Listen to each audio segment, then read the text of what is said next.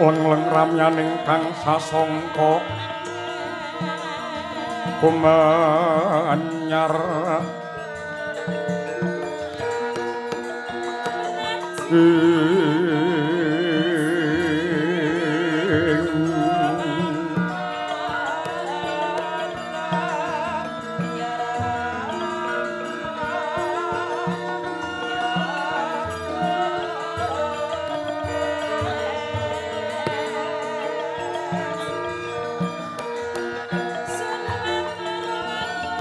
mangrenggorming puri mangkin tanpa siring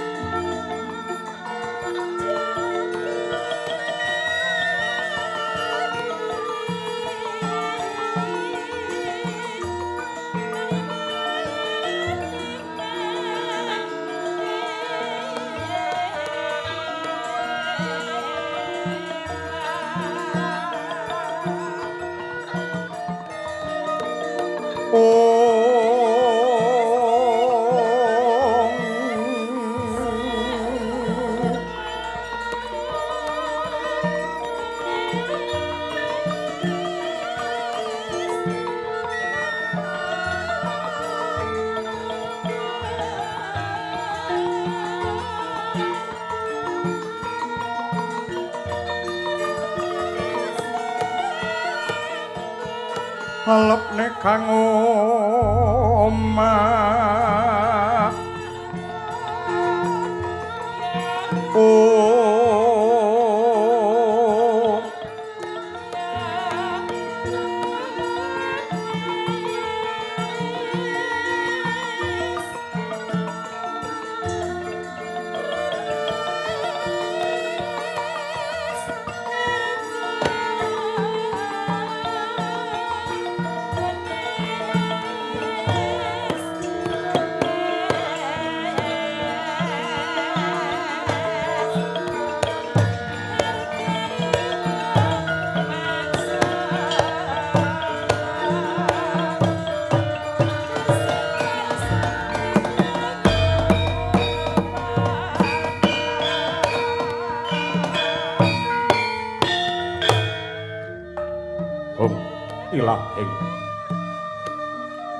ilahing awik namastu namasidhan mrengeng puji dikir kidung suci miyang mantra rahayu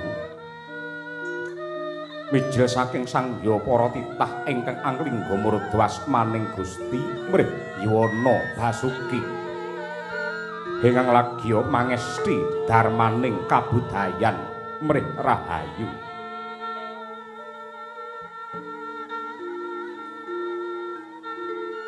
Sumeblak sorote sang Hyang Pratangga Pati ing Brawetan hanelai ginapit gunung temah tumlawun sorot nglembayung semburat banglir socaning uga rapuh narata sunaring Hyang Arka tinampi siraping Pendhapa Agung negari Ngastina ya ing negari Gajah Uya ya sinebat Liman Benawi.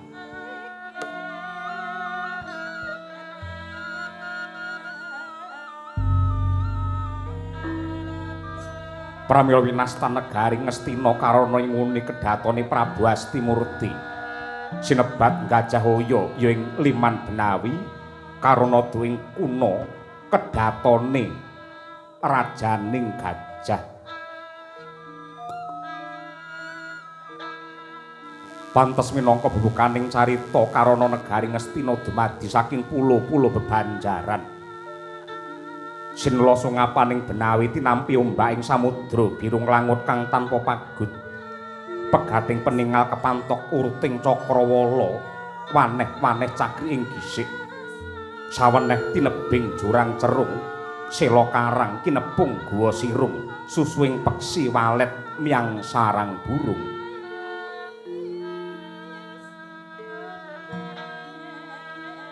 Wonten ugi pasisir jembar kebekan pasir gumelar ginaris pinggir tanem tuwuh hangrembuyung royo-royo karang kitri rowe-rowe ron kalopo pratandha bumi subur pasiten mawur sedhengah kang tinandur tangkar tumangkar kawuryan dadi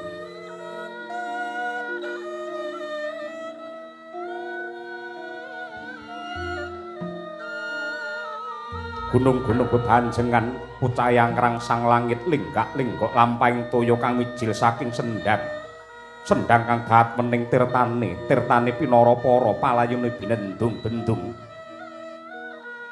tinampi wadhuk kinarya ngileni sawah miyang pategalaning Narakisma kang samya wekel olah tetanen bebasan tan ana bumi sacengkang ingkang sela sadaya tinanduran tanem tuwuh kang murakabi pandya Bathari Sri Aglaring pasabinan Yayah Rukmi Sari pinangku pertiwi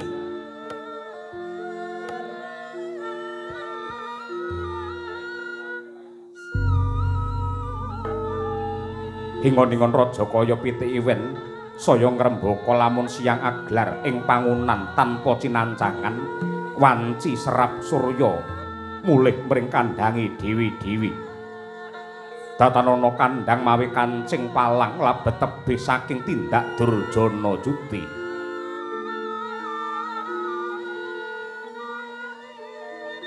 duping ancik ing dina merdika wulan kaping hasta para kawula sayuk saeka praya gotong royong nunggal sedya kawis tinggal ing desa-desa dadi reja awit rinengga umbul-umbul ing pinggiring marga dian kencar-kencar gumandul mawarna-warna tembok tinabur awarni seta swasana saya wibawa awit kumlebete sang dwiwarna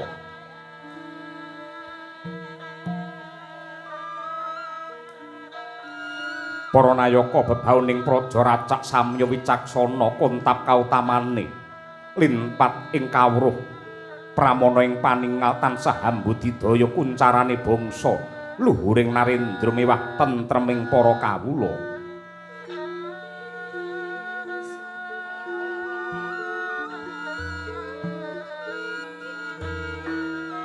lah sinten to ingkang jumeneng nata ing negari Ngastina tetungguling para kadang sata Kurawa ingkang jejuluk Sri Duryudana Yasuyudana Jaka Pitana Kurupati Tri pamangsah ya risang Kurawa Indra Narendra Birbanda Birbanda numpuk kang Raja Brana Birbandu tegese sugih sentana lan sedulur kepareng miyos ing stinggil Binatarata lenggahing dampar denta ingkang pinalipit kencana aglar kang Maraseba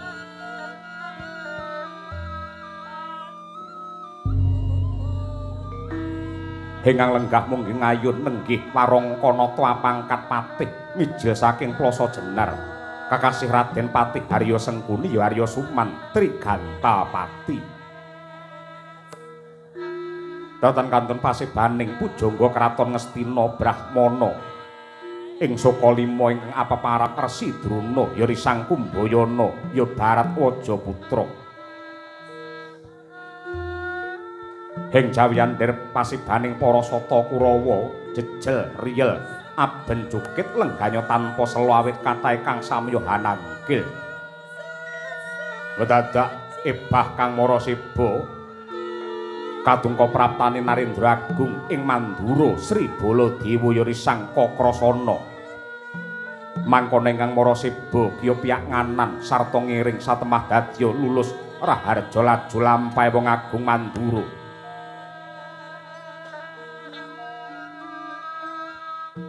Sang Prabu Duryudana kawis tingal kendhih kumrungsung inggalih kasuk panataling kalbu daya-daya manembromo rawuhnya ingkang Raka Mandura giya ing acaran lenggah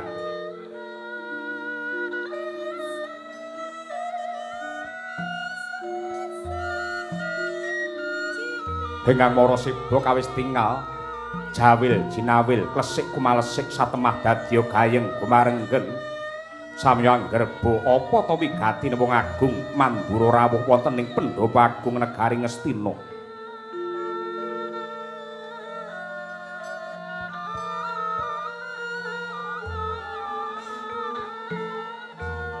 Dereng dangu kawijil pangandikane Sang Bumenita Prabu Duryudana mangkono lamun ta kawiyos sing lesan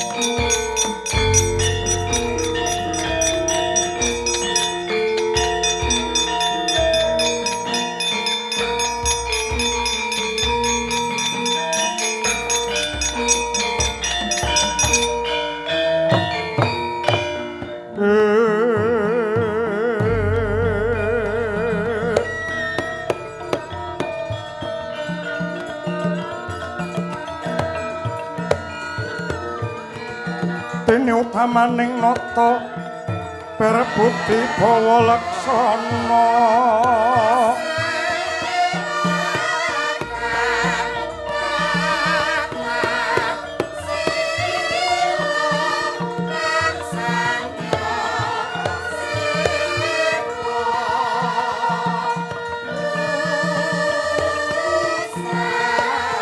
lila legawa ing driya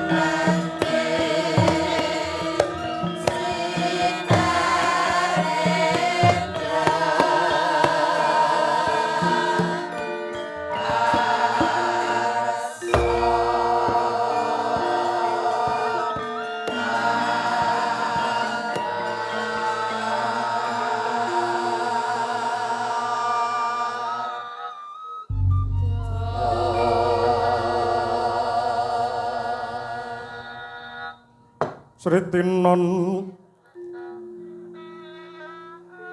ing pasewakan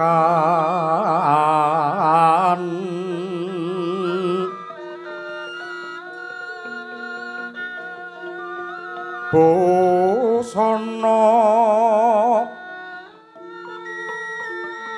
maneka warna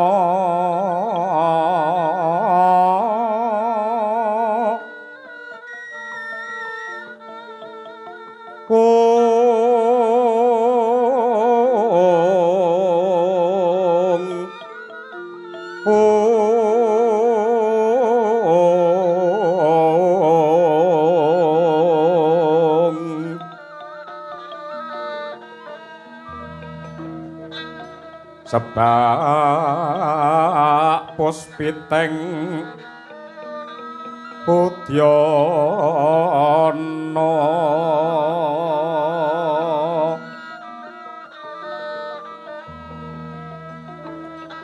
miang panjrah sarwa rukma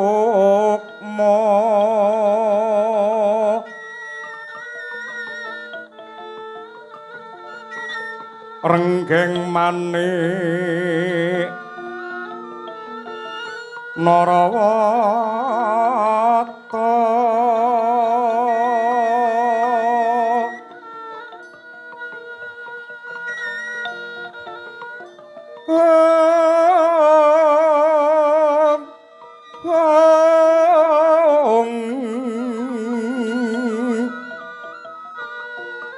Abro Prabanya sumirat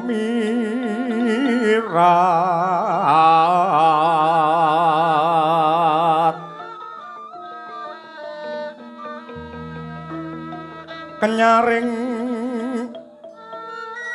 teja liweran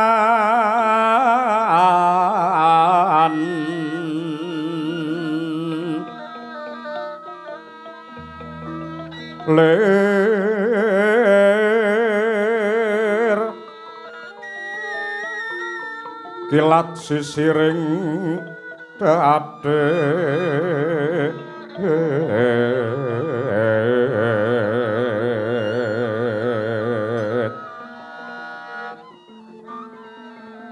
wimbuh keganda mrek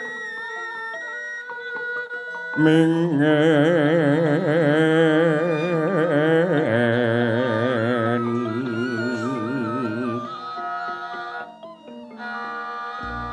katiyuping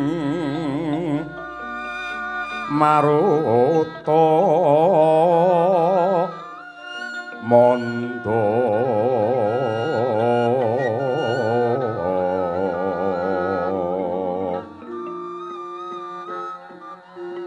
saparan mangambar kongas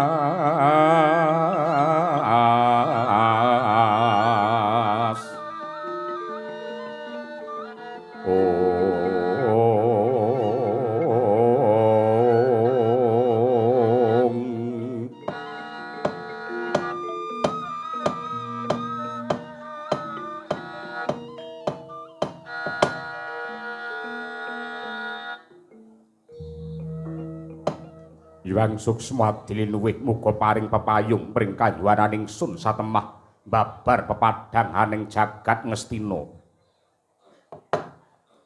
Kawula nuwun sewu Kaka Prabu Mandura. Dereng dangu rawuh paduka wonten setinggil Binatarata negaring Gajah Uya kalilan kula ingkang rayi. Ngaturaken pambagi panakrami mawan tuwa-tuwa kunju wonten ngarsa paduka Jeng Kaka Prabu Mandura. Waladala. Ya jagat ya dewa ya Bathara kadangipun Kakang Yayi Suyudana sanget anggen kula nampi dening ngantos semanten sih kadharepan ingkang paduka paringaken dhumateng ingkang Raka ing Mandura dasaripun wilujening kala niring sambika langgen kula sowan boten langkung salam taklimipun ingkang Raka Mandura kunjuk wonten ngarsa paduka Yayi Prabu Jaka Pitana. Gurawalan anggen kula mundi tinampi tangan kula kalih kinalungaken wonten ing jangga kapetekaken wonten ing Jaja mawan rah daging kayuwanan Koko Prabu Mandura. Mboten langkung monggo kula dherekaken lenggah ingen kanthi merdikaning penggalih. Matur nuwun Yayi. Pangraos boten kirang sekeca anggen kula sowan. Welewetes walu gimbal manyar-manyar mrit gantil buntuti kisa. Anak Prabu Mandura dereng dang rawuhipun wonten negaring Ngastina ingkang Bapa Sukalima ngaturaken pambagi panakrami mawan tuwa-tuwa kunjuk wonten ngarsa paduka anak Prabu Kakrasana. Bapa Durna menika. Nggih. Inggih sanget anggen kula nampi dening ngantos semanten pakurmatan ingkang dika paringaken dumateng kula pun Baladewa. Mboten langkung sungkem pangabekti kula kunjuk wonten sandhap pepada paduka Bapa Sukalima. Nun inggih kurawalan anggen kula mundi tinampi tangan kula kalih. Mugi saged amimbuhi dumateng kasantosan satemah ingkang Bapa Sukalima tansah pinardawa ing kamulyan. Dipun prayogaken anggenipun pinarak ngger anak Prabu Wasi Jaladara. Matur nuwun Bapa pangraos boten kirang sekeca anggen kula sowan. Mboten langkung kula ingkang abdi ing Plasa Jenar ugi ngaturaken pambagi panakrami kunjuk wonten ngarsa paduka Njeng anak Prabu Mandura. Paman Patih Harya Sengkuni menika. Inggih nggih. Nggih, Paman. Sangat anggen kula nampi dawah sami-sami. Wangsuling ngatur kalilan kula nyuwun prisa Paman Sengkuni langgih tansah ginanjar seger kewarasan. Inggih. Pangestu paduka angger anak Prabu Baladewa nadyanto kera-kera tasih pinaringan panjang yuswa.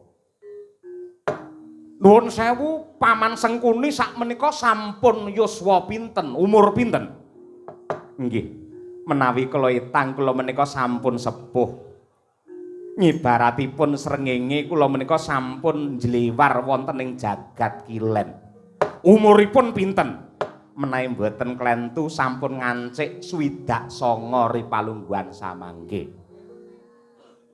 Yuswanipun sampun 29. Inggih. Lah, yuswa menawi sangkup pun 29 langkung menika tegesipun sampun dipun arani wong tuwa. Menika tiyang sepuh. Wong tuwa niku kudu kena tinuwa tuwa lan kena tinuwi-tuwi tegese wong tuwa kudu kanggo gondhelan tumrape anak putu. Wong tuwa kudu bisa dadi conto patuladan tumrape putra wayah. Merga ledok ilining banyu yen wong tuwane iki pakartine becik niki mangke anak putu lenirun ya dadi wong sing apik ning kosok baline yen wong tuwane niku banjur mrosa mbeduga nindakaken maksiat molimo madat madon minum main maling niki mangke dadi anak ya angel ditata angel diatur ngaten nggih nggih mekaten sampun mertobat to Paman inggih pangestunipun sampun mertobat. Sampun mboten nate main melih sakmenika. Mboten sampun mboten. Sampun kula sampun mertobat wonten ngarsaning Gusti. Nadyanto menika kala rumiyin menika kula tindakaken. Ning nuwun sewu sakmenika kula sampun leren. Merga eling kalian pangeran. Mboten. Merga sampean wedi karo agama. Mboten. Kok iso leren le main sebabe napa? Merga kula le main mesti kalah terus kula niku. Lamun suwe pemborong-pemborong niku Dik. Mila kula sampun leren ngelingi nuwun sewu. Elek-elek bojo kula menika sampun sowan wonten ing tanah suci. Wah, syukur menawi kados mekaten. Tegesipun sampun saestu mertobat. Inggih, lair dados kula mertobat. Nah, langkung prayogi ngoten niku. Sing jenenge wong main niku nuwun sewu. Menango ya musuh sapa? Ngalahke sing dikalahke ya sapa? Tur nuwun sewu, wiwit kuncung nganti gelung mboten wonten critane wong sugih merga main niku mboten wonten critane. Sampeyan sugih merga dodol omah pirang-pirang niku to sampeyan. Nggih. Lah mila saking menika luwung prayogi nuwun sewu yen pengen jenengan tentrem atine antuk kasuwargan langgeng ing benjangipun tinimbang dhuwit pirang-pirang nggih main mangginake nggih nanggap wayang mawon ngoten lho. Bentaun nggih nanggap wayang, bentaun nggih nanggap wayang niki mangke ngajeng kos-kosan jenengan mang tulisi gandeng kelangan dhuwit pirang-pirang bentaun nggih nanggap budaya sampeyan dadi Sengkuni alias Pak Trubus Sida Ludes ngoten niku. Nggih. ngremenaken tiyang kathah menika sae sanget menika anggenipun dana rasa sepisan nglipur dumateng penggalihipun para-para ing kepareng rawuh angka kalihipun panjenengan menika nglestantunaken dumateng budaya. Budaya menika menapa to? Angen-angen ingkang ambabar dumateng kaendahan. Sinten malih piyayi-piyayi ingkang kreksa ngopeni lan nglestantunaken dumateng budaya menawi mboten kados panjenengan menika Paman Patih Haryo Sengkuni. Nggih. Matur nuwun, Ger. Kula estu sampun mertobat kok. Sampun. Buktinipun mertobat. Nuwun sewu, elek-elek padasan kula sampun kalih. Padasan menika menapa? Padasan menika kendhi ageng kangge adah toya. Toya kala wau dipun pancuraken kinarya sesuci menika naminipun padasan. Teng Kasongan kathah kok, nggih. Padasan. Lah kok padasan dadak loro kudune lak mung siji mawon. Lho, kedah kalih. Pek loro ingkang setunggal kula tinggal teng griya, ingkang angka kalih menika kula gawa ngalor ngidul ngoten. Dadi sak wayah-wayah menawi kula badhe wudu niku sampun kula beta ngoten. Nggih. Syukur bagi sewu pancen kados mekaten. Koko Prabu Mandura. Kados pundi, Yayi? Bombong Birawa raos sing manah kula prasasat kejugrukan wukir sari kablabaran samudra madu. Dene ripalungguhan samangke paduka kepareng nyarirani pribadi rawuh wonten ing negari Ngastina. Kula ngaturaken panuwun. Yayi, nalika Sabta hari ing sampun kepengker kula nampi sowanipun utusan saking Ngastina. Nyaosaken nawala sak sampunipun layang kula waos lan kula raos wa sing pigati paduka Yayi Prabu Duryudana nginggalaken sowan kula wonten ing Pendhapa Agung negari Ngastina. Lah, gandeng ripalungguhan samangke ingkang Raka Mandura sampun maraseba bebasan nyidam rujaing cempaluk cemung klengen daya-daya kepengin urih jatining gati yen tetela keni winedaring kathah kula badhe ngangklungaken jangga nilingaken karna nyadong rumenting sabda tema paduka Yayi Prabu Jaka Pitana. Anjrah ingkang puspita rum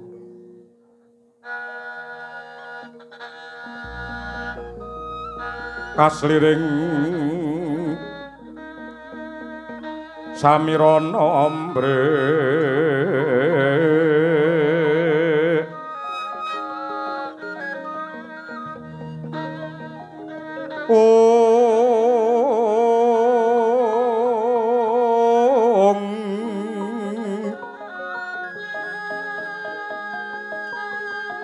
sekar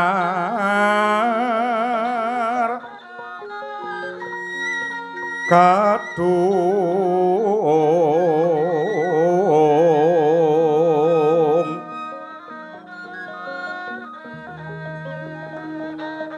kong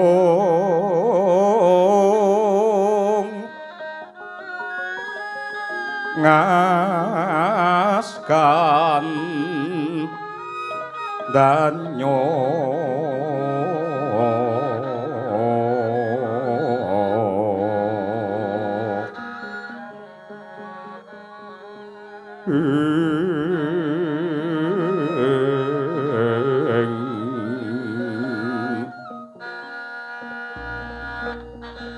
maweh raras renaning driya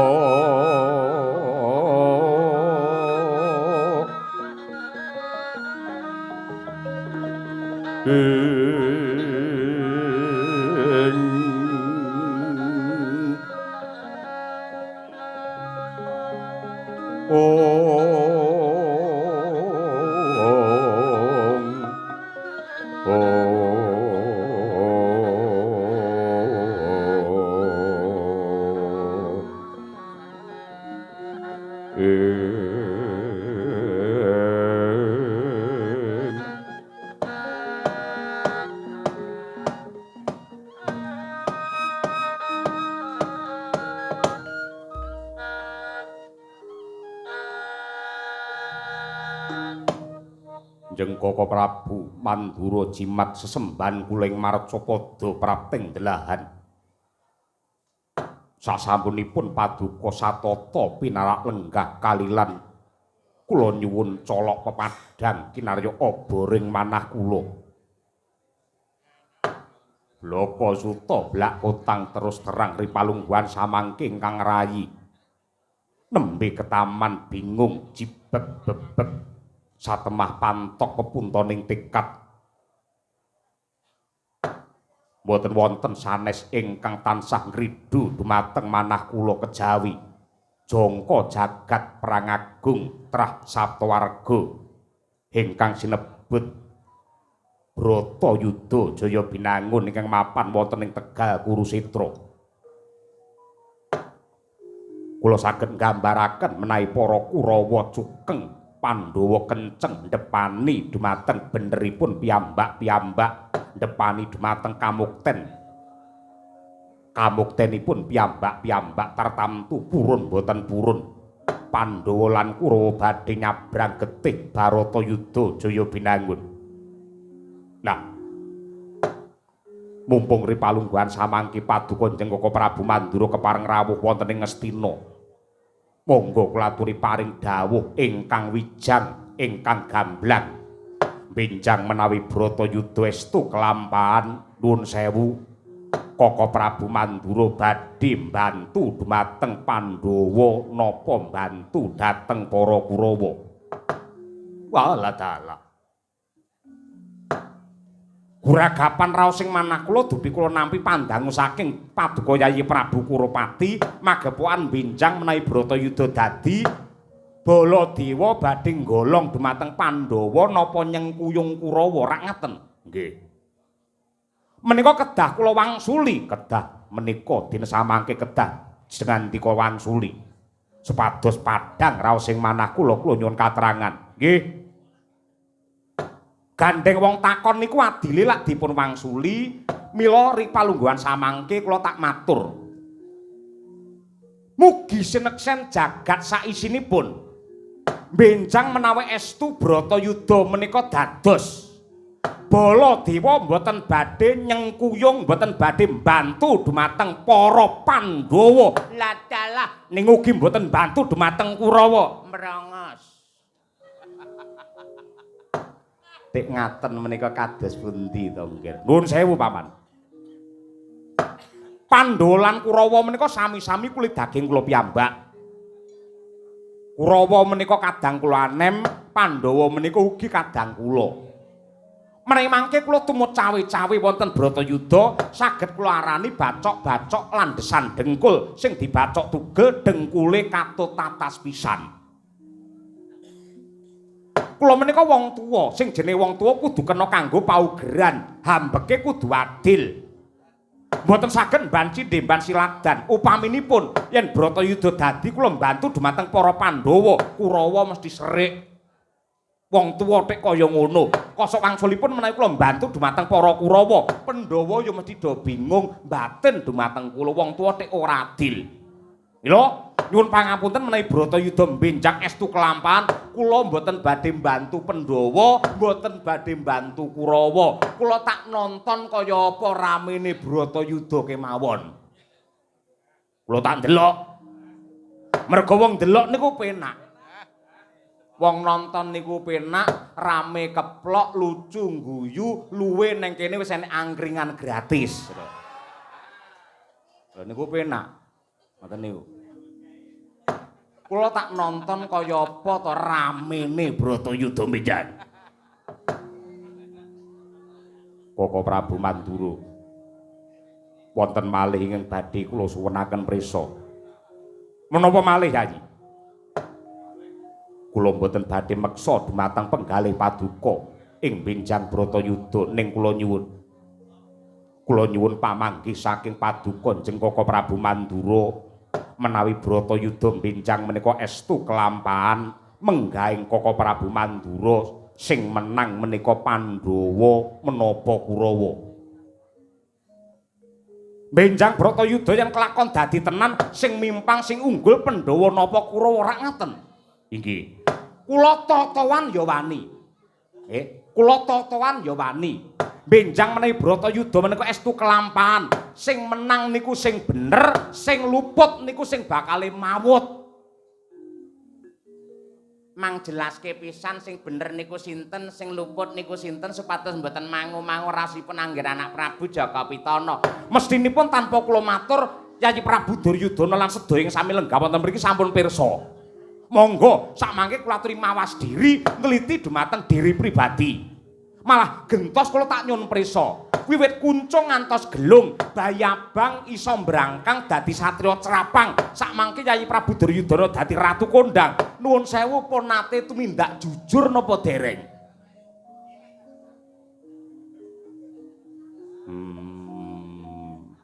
pun mboten sawangsulan ndak malah pekewuh jenengan mangke jagat nekseni umat ngakoni nuwun sewu para Kurawa rinten dalu tansah ngumbar maksiat, tansah ndeder dumateng dosa. Rina wengi ingkang dipun udi namung curnanipun para Pandhawa, sirnanipun para Pandhawa, merga para Pandhawa dianggep klilip mungging netra, satru mungging cangklakan sing dadi pepalang tumrapipun para Kurawa ing benjang menawi ngemudeni negari Ngastina. Lelampahan sampun kathah contonipun.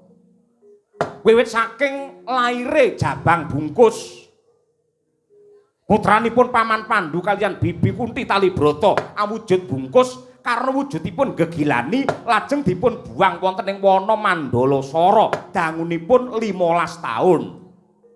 Ing atasipun bungkus nandhang prihatin ingkang kados mekaten parandene para Kurawa malah jahil. Para Kurawa ngajab dumateng pejahipun si bungkus. Mboten namung niku kemawon, wonten malih lampahan pandadaran siswa Sukalima, gurune nggih teng mriki sing nekseni nggih sami lenggah wonten mriki. Tata gelar menika kinarya nguji marang para Pandhawa lan Kurawa ing bab tosing balung lan uleting kulit ing nyatanipun jebul wonten rekadaya rekayasa sandi upaya tumrapipun para Kurawa anggenipun ngudi cara tumrap pejahipun para Pandhawa niku lakon pendadaran siswa Sukalima. Wonten malih lakon obong-obongan bale sigala-gala. Para Pandhawa dipun timbali wonten Ngastina, dipun leremaken wonten ing kutha Pramanakati, wonten ing bale sigala-gala. Wanci tengah dalu saklebetipun para Pandhawa tilem kepati kedadak wonten tiyang ingkang bayar dumateng Purucana supados ngobong bale sigala-gala wau. Sinten to sing perintah Purucana ngobong bale gala-gala? Tiyange ya jek urip, wonge ya lingguh teng mriki. Sinten to tiyangipun? Mboten wonten sanes kejawi kula nggih kula. Nggih kula nggih kula. Tasih kemutan Paman. Nggih, menika lak riyin. Menawi sak menika kula sampun mertobat saestu padasan kula sampun kalih. Iya nengkel ae. Pun mboten sesukan, mboten. Mboten main, mboten sampun, mboten main. Ngeten malah saya brawa ira, saya wibawa, saya luwes lho jenengane. Kula mboten ngira ing atase Piyai Nanggak Wayang bareng ngangge sandangan cara Jawa, masalah kaya Mbah Marijan sampean. Nggih. Ngejene wong Jawa niku kudu njawani ngoten. Lah niku. Lah kanthi dasar, kanthi paugeran ing sampun kula aturaken ngajeng nuwun sewu. Men saya cetha, men saya ngeglo, men saya wijang, men saya gamblang. Benjang menawi Bratayuda estu kelampahan sing unggul para Pandhawa, sing remuk bubuk dadi rempon para Sata Kurawa. Surem dewang kara kingken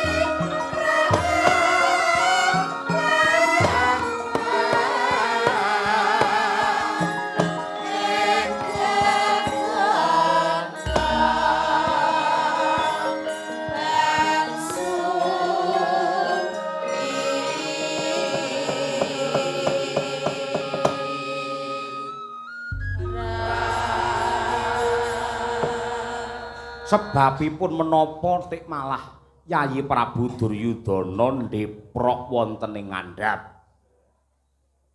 Paduka menika Narendra Gong Binetara disunggi-sunggi disembah-sembah karo para kawula parandene nedheng siniwaka tik malah ndeprok wonten ing ngandhap kula tingali mbrabak pasuryanipun dleweran luhipun. Wonten napa Yayi? Koko Prabu Mandura. Bedahipun menapa kula dadi ratu Mlegedhu. Nyakrawati mbau dendha kemul kamukten gatheng mutiara disembah-sembah wong sak negara. Menawi nyatanipun benjang tempuking perang Bratayuda badhe jengkelang kuwanda kula. Glundung sirah kula bosok koklok dirubung laler. Pramila saking menika saderengipun Bratayuda kelampahan kula badhe nyuwun senjata pitulungan dumateng Paduka Jengkaka Prabu Mandura. Kula suwun kanthi sanget monggo kula aturi mbatalaken Bratayuda kemawon. Bedahipun menapa Duryudana ngayahi Bratayuda menawi benjang ludes keles tandes tanpa sisa. Kula nyuwun tulung. Sinten malih ingkang kula sambat sebuti, sinten malih ingkang kula suni senjata pitulungan kejawi namung Paduka Jengkaka Prabu Mandura. Saestu Kaka Prabu. Kula nyuwun kanthi sanget kula aturi mbatalaken perang Bratayuda. Nuwun sewu. Minangka tandha tresna menika namung sekedhik kangge mundhut titian kemawon. Monggo dipun asta. Niki napa niki? Arta to? Nggih, namung sekedhik. Mboten sah. Nuwun sewu. Budaya gok sinagok niku ampun nganti dilestarekke wonten negari Ngastina. Niku larangan tumraping negara lan agama. Nyogok niku dosa. Saya yen nyogok dudu neke dhewe dosane gedhe niku. Enggak boleh niku, enggak boleh. Kula ikhlas lahir batin. Ning kula mboten purun nampi kok dadak ngangge dhuwit nggih nglunyokke niku nggih napa to? Kula saged nglunyokke dhewe niku saged saumur kula niku. Pinarak ingkang prayogi. Nggih, pinarak. Nggih. Lahir batos Yayi Duryudana badhe mbatalaken Bratayuda Jaya Binangun. Inggih, lahir batos. Saestu menika, saestu. Menawi estu badhe mbatalaken Bratayuda menika wanci ingkang prayogi. Woh ing sesukan dadu nalika Pandhawa lan Kurawa niku main dadu blandare nggih niki tiyange. Nggih. Nalika semanten lak para Pandhawa niku kalah satemah nglampahi dadi wong alasan 12 taun wonten ing wana Kamyaka, ndelik wonten negari Wirata setunggal taun sampun dipun lampahi Pandhawa rampung. Lah, sakmangke kedahipun lak Yayi Prabu Duryudana mangsulaken negari Ngamarta lan sepaliing negari Ngastina dumateng para Pandhawa. Nuwun sewu, menawi ngresakaken Bratayuda wurung watonipun Paduka maringaken wangsul negari Ngendraprasta lan sepaliing negari Ngastina dumateng para Pandhawa. Bratayuda mboten badhe kelampahan. Sigra-sigra yen pramana kanca sigra ngrakit nawang sesangka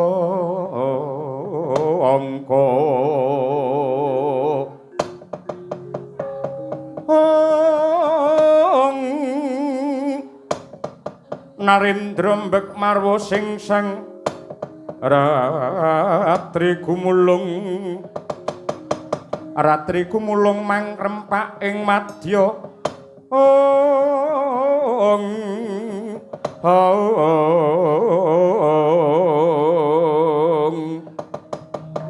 Kura-kurnita kakiri-kiri rananggana magawe gelar Koko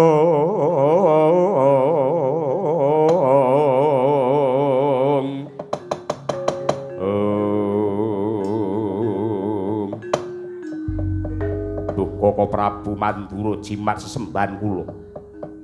Yektosipun sampun gembleng lan kenceng niat kula badhe mangsulaken negari Ngamarta lan sepali Ngastina dumateng para Pandhawa. Nanging mestinipun Paduka nggih prisa bilih Pandhawa menika anggadhahi paranpara.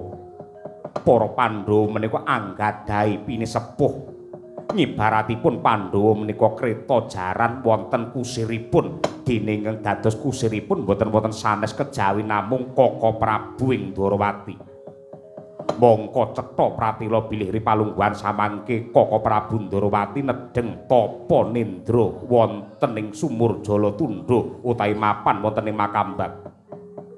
Yektosipun kula badhe mangsulaken negari Ngastina lan Ngamarta dumateng Koko Prabu Sri Bathara Kresna nanging panjenenganipun nembe sari. Menawi pancen saestu Paduka badhe mangsulaken bab prajanjen menika bab nendranipun Yayi Kresna mangke wonten kula ingkang badhe mungu. Kula piyambak ingkang badhe jumangkah wonten ing Makambang. Mungu nendranipun Yayi Prabu Harimurti. Menika saestu Yayi. Mboten langkung ngaturaken panuwun ingkang tanpa upami. Ning wonten syaratipun. Kula purun gigah nendranipun Yayi Kresna lan masrahaken negari Ngastina Ngamarta dumateng Yayi Kresna ing dados lantaripun para Pandhawa. Wonten syaratipun kula suwun Kurawa ada melu wonten ing Makambang. Mangke ndak malah nrimpeti laku. Kula pun apal watakipun para Kurawa, saben ketok mesti gawe kisruh, saben ketok mesti gawe gendro, gawe geger. Mongko Makambang menika papan ingkang suci, papan ingkang endah lan kebak ing reh panembah. Kula purun dateng Makambang mungu nindranipun Yayi Kresna, ning Kurawa aja do melu kabeh. Mboten dikepun keparengaken. Oh, terus saged. Setunggal kemawon mboten enten sing kula jak. Tak bidal piyambak mawon. Amargi kula ngerti watake Kurawa, masyaallah lemangan mboten umum. Ing atase soto kok kaya tahu kupat, tahune pirang-pirang kados pundi menika. Kakang Dirna kelakuane kaya ngono. Ora aku tok kabeh ya ngono kuwi apa memper ning pondokan dalange romangan parandinmu itu ndase nilangi apa enek coba. Ya wis kudu prihatin. Sprek ora. Kersa Yayi. Nggih, badhe kula endahaken dawuh Paduka. Lah, rak ngaten. Daya-daya kula nyuwun pamit. Mboten kepareng kula dherekaken manjing wonten ing kedaton Pesta Raja Kembul Bujana. Nuwun sewu. Bab suka-suka pinanggih wingking pendak dinten winangsulan. Ciptaning manah kula daya-daya lebda ing karya. Sembah kula ngumiring jengkar Paduka Koko Prabu.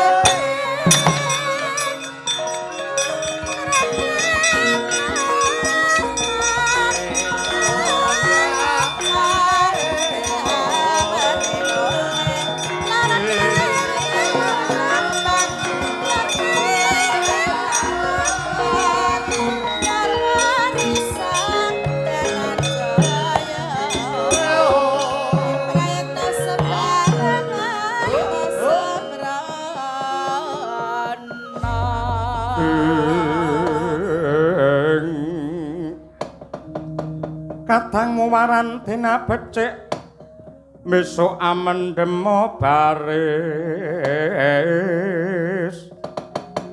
ong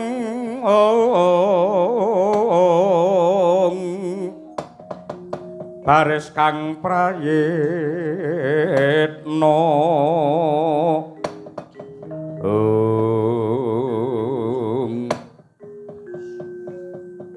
Nuwun sewu nggih anak Prabu Duryudana. Paman Patih Harya Sengkuni kados pundi? Nyuwun pangapunten mboten kok nama kula menika mbadal dawuhipun ingkang Raka Mandura. Ning mestinipun paduka lak nggih sampun pirsa kados pundi ta watak wantu lagak lagon lagianipun ingkang Raka Baladewa. Kula pitados menawi Kang Raka anggadhahi kesagan menika mesti dipun buktekaken hambekipun menika bawa leksana nanging watakipun ingkang Raka Mandura menika gampang kobong kena geni, gampang adem kenging toya. Kula saged nggambaraken bilih mangke wonten ing Makambang saderengipun mungu nendranipun ingkang Raka Ndarawati tartamtu kemawon pinanggih kaliyan para sentana Ndarawati lan ugi para putra-putra Pandhawa. Kula saged nggambaraken menawi ingkang Raka Baladewa mangke dipun tangisi kaliyan para putra-putra Pandhawa tartamtu badhe luluh ing dados manahipun. Nanging dawuh pangandikanipun Kaka Prabu Mandura Kurawa mboten saged ngombyongi dumugi wonten ing Makambang nanging lak saged mawi karti sampeka menawi tebih dipun caketi menawi caket dipun tebihi karana kedah mawi srana dedemitan utawi sesideman menawi ngantos para Kurawa mboten tumut bidal wonten ing Makambang menawi wonten bobol borotipun wonten ketleyek ing lelampahan mangke ndak mboten wonten ingkang ngrampungi amargi gambaran kula menawi ingkang Raka Prabu Baladewa menika mboten saged mungu nendranipun Prabu Kresna prayogi Makambang dipun biyuki Batang Sayuta langkung sekeca malah Kresna menika dipun pejahi kemawon karana menika calonipun dados botohipun para Pandhawa.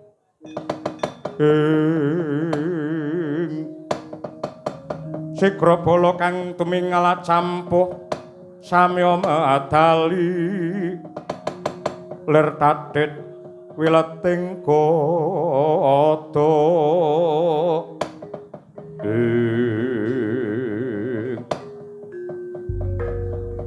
upami kula anggadhahi guh pratikel ngoten kados pundi ingkang dipun kersakaken yen para Kurawa mangke ngibarate gaman ndak malah kelandhepen Bawa Durna wonten dawuh mestinipun jengandika anggadhahi putra siswa kathah ingkang Surasekti Mandraguna saderengipun Kurawa mangke tumandang makarti upaminipun salah setunggal siswa Sukalima ingkang manganggep duwe kaprawiran duwe kadigdayan supados bidhal wonten ing Makambang kados pundi menika saya prayogi malah kula condong kula rumaja dados Kakang Durna menika wonten mriki wonten pedamelanipun wonten gawene ora mung ndongake mawon mboten namung nuturi mawon ning menyambut gawe ngoten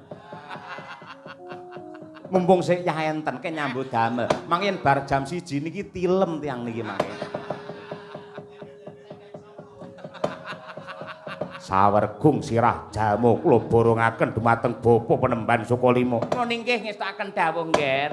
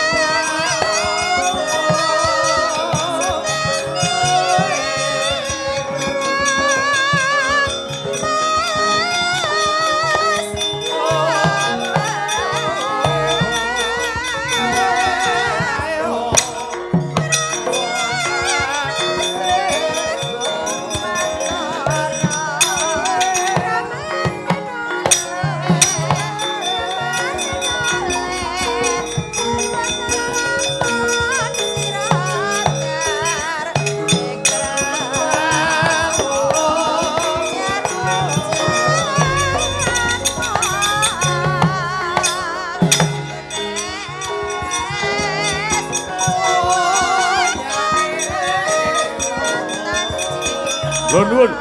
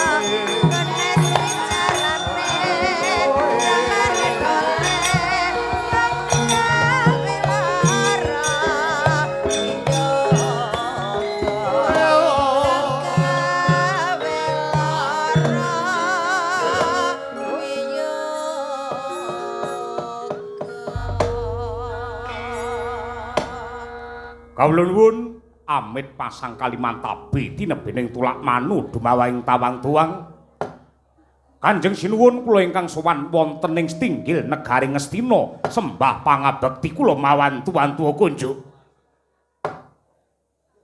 Sanget anggen kula nampi katuran pinarak ingkang prayogi. Matur nuwun pangraos boten kirang sekeca anggen kula mara siba. Nyuwun pangapunten nderek tepang Gladiwanuh. Nitik busananipun paduka menika ratu. Kalilan kula nyuwun katerangan paduka menika Narendra saking pundi lan sinten jejulukipun. Nggih. Dipun tepangaken wingking saking negari Parang Barong. Dene paduka ndangu dumateng jasad kula, jejuluk kula Prabu Brama Kumbara. Iki saur sepuh iki malian, saur sepuh iki malian ora. Mboten. Saestu Prabu Brama Kumbara. Saking negari Parang Barong. Lah kepareng rawuh wonten negari Ngastina mriki wonten wigatos menapa? Anu. Kula niku janjane bingung. Mboten ngerti arah. Kula menika badhe bidhal dhateng negari Ndarawati, badhe sowan wonten ngarsanipun Titis Bathara Wisnu Sang Marting Jagat Sucaningrat Abaring Bawana nenggih Sri Bathara Kresna. Sasampunipun pinanggih kalian Prabu Kresna badhe menapa? Kula menika badhe meguru.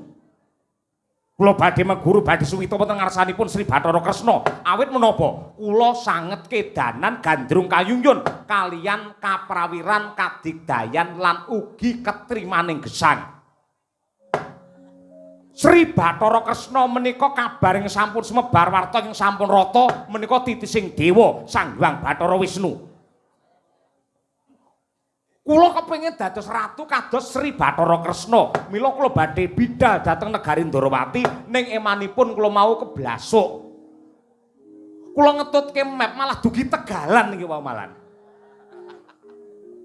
Lah gandeng kula wonten seratan ing ajeng bilih mriku menika Praja Ngastina. Kula tak nyuwun prisa, margi ingkang pundi ingkang kedah kula ambah supados enggal kula prapta wonten ing Ndarawati. Bapa Durna, Purbawasesa kula aturaken dhumateng jengandika Bapa. Nggih katuran pinarak ingkang prayogi.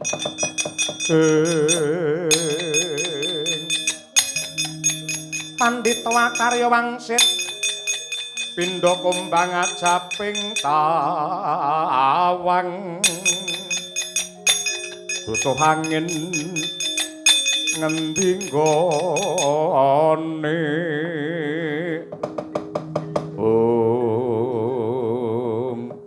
Prabu Brahma Kumbara wonten timbalan ngadhawu jeng antika sinten dipun tepangaken ala tanpa rupa kula menika pendhita saking pertapan Sokalima peparap kula Resi Drona. Resi Drona Nggih, sanes Durna sing bener niku Drona. Lek Durna niku salah. Dur niku goroh, no niku tegese padang. Padange lek wis ngapusi wong niku salah. Ing leres menika Drona. Lah wonten dawuh menapa penemban? Paduka sampun kula pawarta adol pangrungu Kresna tisa dugdeng samaladeng Kresna sedigdaya kaya ngono Kresna sing ampuhe kaya ngono nun sewu meguru dateng sinten jenengan prisa napa mboten? Babar pisan mboten ngertos. Nah, mboten kok umuk mboten kok kula sombong. Ampun kaget nggih. Kresna Ratu Ndarawati niku murid kula. Lho.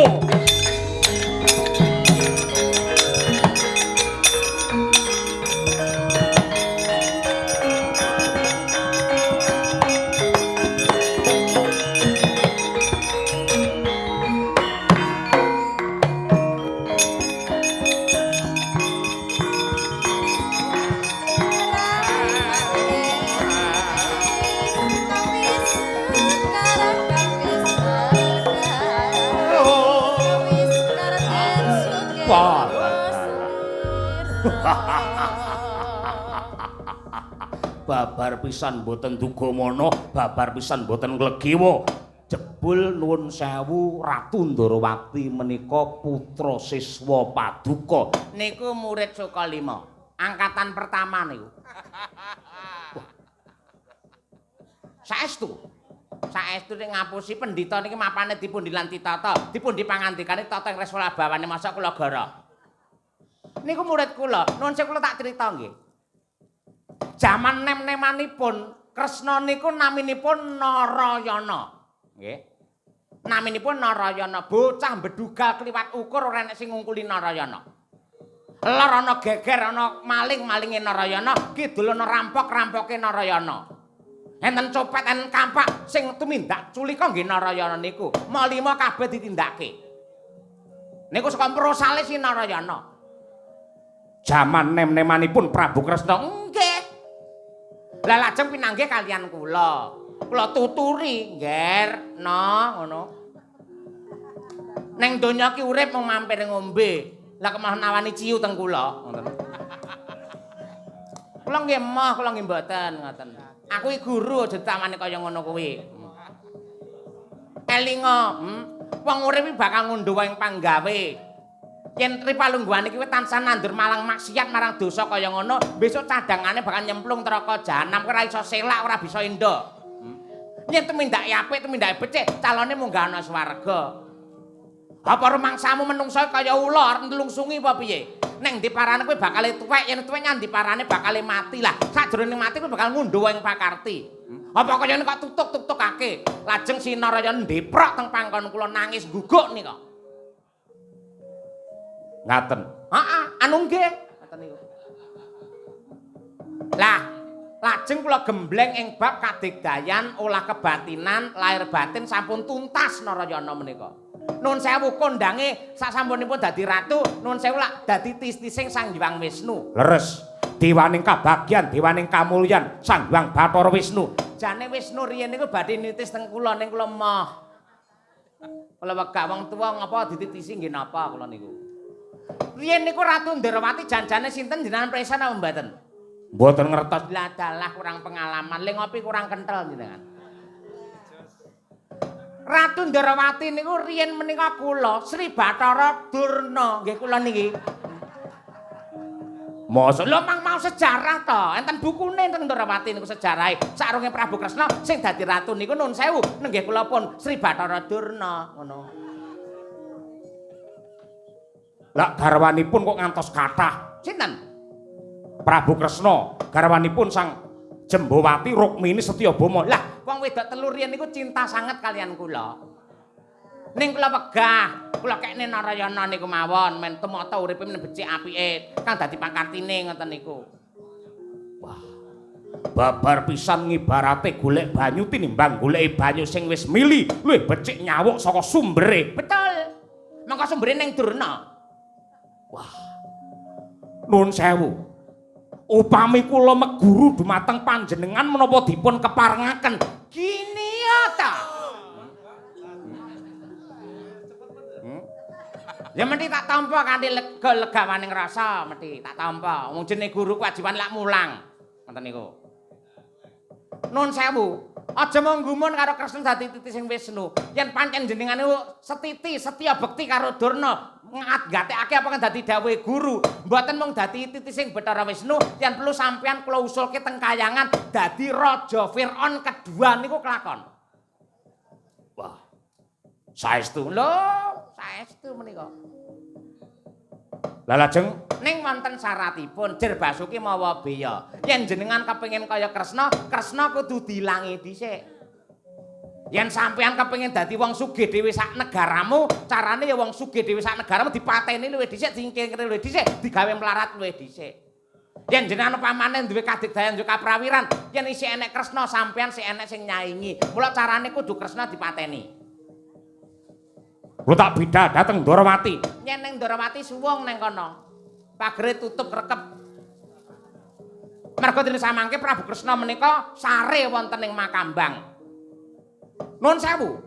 Menawi paduka kersa mejahi dumateng Sri Bathara Kresna, ya esuk ya sore sampeyan dadi murid Durna, dadi wong peng-pengan ngungkuli si Kresna Ratu Ndarawati kae.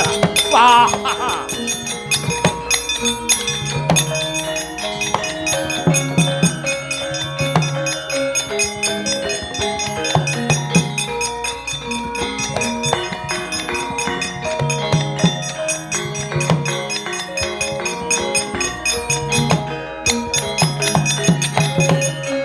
Wah, lah jagat Dewa Bathara ya jagat mangestu Nggara.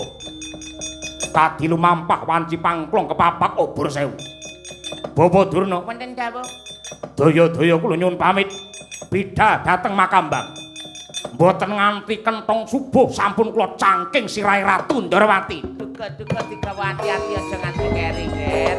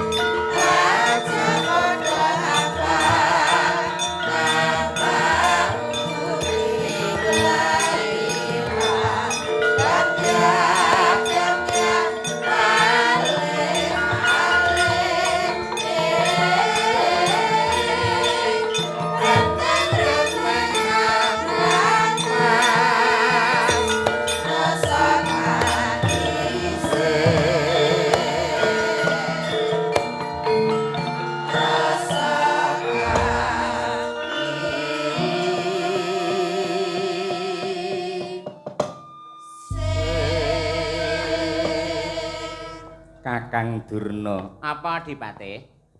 Aku tak takon.